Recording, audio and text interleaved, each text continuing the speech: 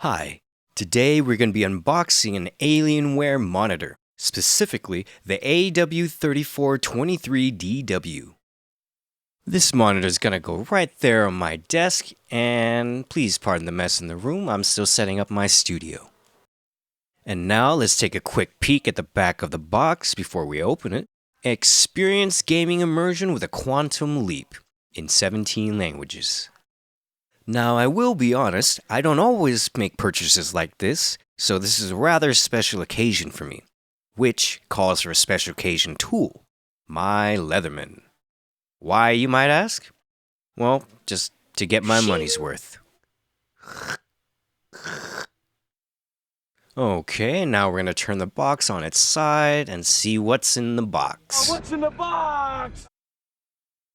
It looks like we've got ourselves a calibration factory report with check marks all the way down. That's a good sign. Thumbs up from me. We have ourselves a little cheat sheet with all the items included in our box.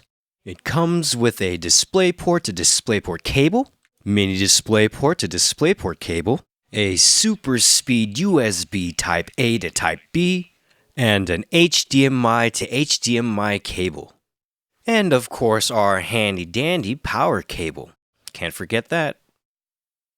Now let's take a look inside of the cool little black box.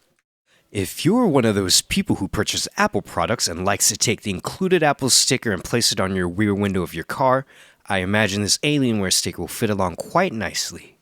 Looks like we've got ourselves another USB Type A to Type B, I think. I might be tripping. And it comes with a little black rag to wipe the monitor with. Very nice. Some screws for the VESA mount. And the VESA mount itself, I believe. And here we have the base that attaches to the stand of the monitor. It's giving me strong Gundam vibes. Isn't that nostalgic? Anyways, here we have the stand that attaches to the back of the monitor.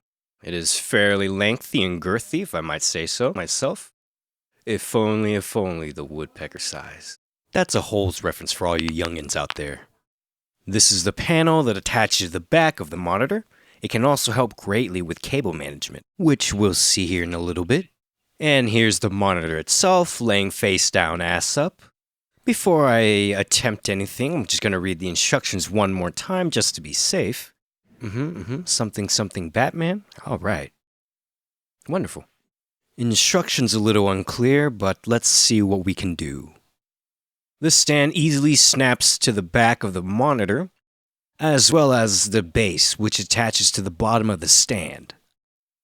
Just gonna make sure it's nice and tight. Alrighty.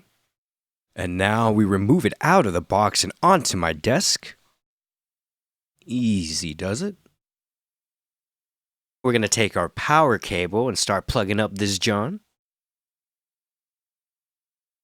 A really cool feature about the stand and base is that it has holes that allow you to better hide and manage your cables.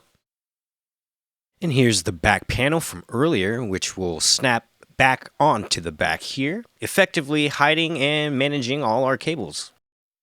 Sweet. And here's the monitor in its new home. And my silhouette.